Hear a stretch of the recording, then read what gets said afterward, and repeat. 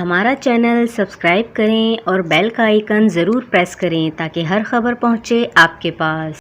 سابق وزیر اعظم عمران خان کی جانب سے امریکی سازش کے بیانیے کو چھوڑ کر آگے بڑھنے کے بیان نے ایک بار پھر ملکی سیاست میں بھونچال سا برپا کر دیا ہے۔ اخبارات ہوں یا ٹی وی، پارلیمنٹ ہو یا پھر خود عمران خان کا لانگ مارچ، یہی معاملہ ہر جگہ زیر بحث ہے کہ کیا عمران خان نے ایک اور یو ٹرن لیا ہے یا پھر یہ ان کے بیانیے کا ہی تسلسل ہے۔ عمران خان کی اس بات کو پاکستانی میڈیا نے ہیڈ لائنز میں چھاپا اور حکومتی رہنماؤں نے اسے ان کا بہت بڑا یو ٹرن قرار دیتے ہوئے کہا کہ یہ سازشی بیانیے عوام کو گمراہ کرنے کی کوشش تھے۔ تاہم عمران خان کی جماعت کے رہنما ان کے دفاع میں سامنے آئے اور ڈان اخبار سمیت پاکستانی میڈیا کو طعنہ دیا کہ وہ انگریزی میں دیے گئے انٹرویو کو نہ سمجھ پائے۔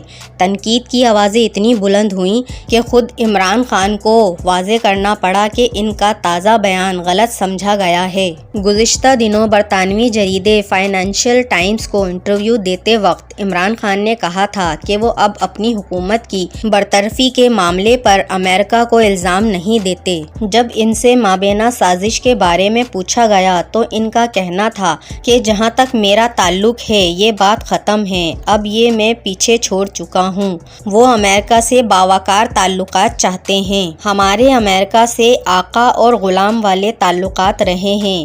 ہمیں کرائے کے ہتھیار کے طور پر استعمال کیا گیا ہے، لیکن ان سب باتوں کے لیے میں امریکہ سے زیادہ اپنے ملک کی حکومتوں کو الزام دیتا ہوں۔ جہاں تک دیکھا جائے عمران خان کی یہ باتیں ٹھیک بھی ہیں۔ آپ کی کیا رائے ہے؟ کامنٹس باکس میں ضرور بتائیے گا۔